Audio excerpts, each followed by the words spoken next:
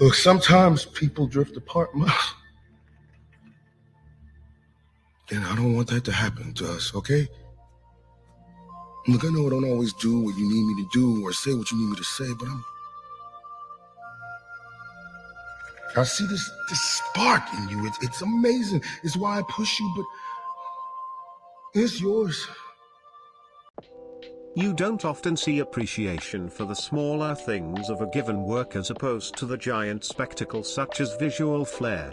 Take voice acting, for instance. It's the to carry the story and the emotions of characters. Often we forget it's the despite it being so present. I think there is a power here that goes under the radar to most. My name is Raymond Fable, an anthropology student studying the significance and inner workings of the voice acting community and industry. I have chosen to use a text-to-speech machine to show what the absence of a human's voice is like. Having been brought to America from the Philippines by my parents, I am interested in how people work to get their living or aspire to achieve dreams. What brought me to voice acting was my prior experience with stage acting. In high school I took part in theater, running both backstage and onstage aspects of the production. Seeing as the pandemic had confined people to their homes, I was curious about the effect of this industry. Coming from a school on a lower income scale, our shows lacked the sort of visual flair of high-quality productions. So what performers needed to rely on was their physical performances, as well as their voices. Before going on stage, I would pray to God that my voice did not crack or break. The show rested on the shoulders of me and my fellow actors. Regarding my fellow actors, there was a sort of hierarchy. Senior performers had more say with the director than junior performers, likely coming down to experience.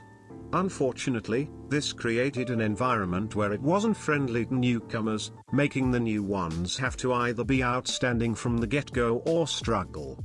This became a self-fulfilling prophecy. People in the hierarchy are predicated on old rules. I imagine this environment to be largely the same in voice acting. To conduct this study, I joined both the Reddit and the Discord of the voice acting community. Taking into consideration the ethics and cultural rules of the community, I researched and questioned these groups. However, there were issues. If I needed specific information, I needed to seek out experienced professionals in the field.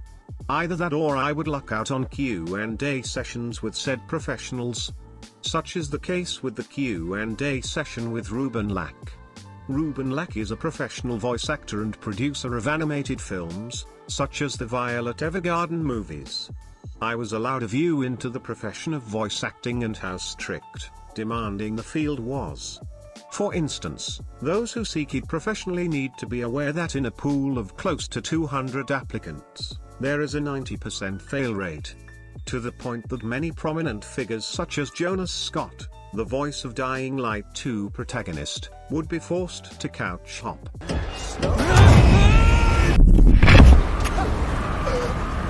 So according to Lack, what was the effect of the pandemic? Well, on the one end, it allowed foreign VAs to expand. However, on the other, a significant decrease in in-studio recordings. This had decreased the quality of the performances due to a lack of chemistry with other performers. So it appears that the pandemic has increased the frequency of speaking to walls.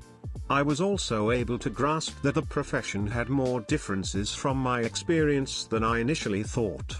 In theater, the application process is much more forgiving, where those who were cut during auditions were often made into understudies, subbing in when needed.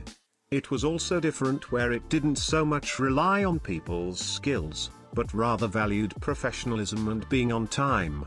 So the culture of voice acting is different from my experience, but how has this changed?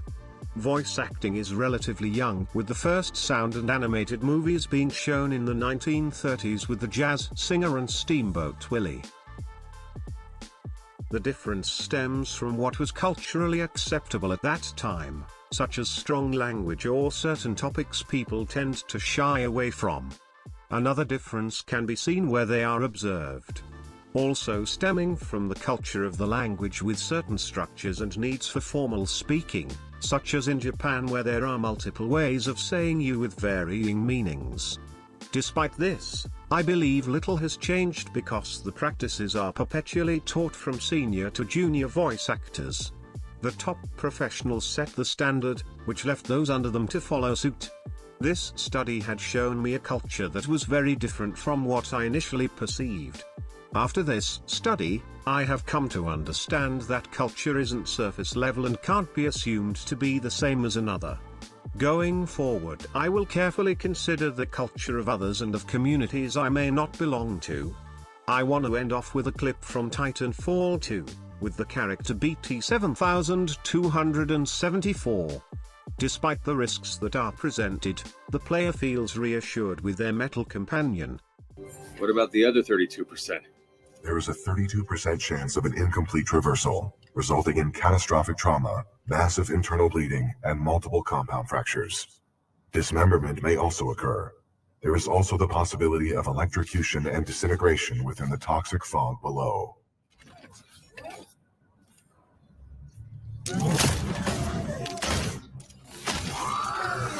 Wind, 3 knots, heading 274, range 95 meters, projectile mass 89 kilograms.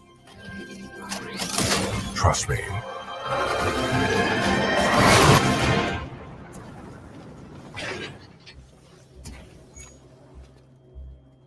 Good throw.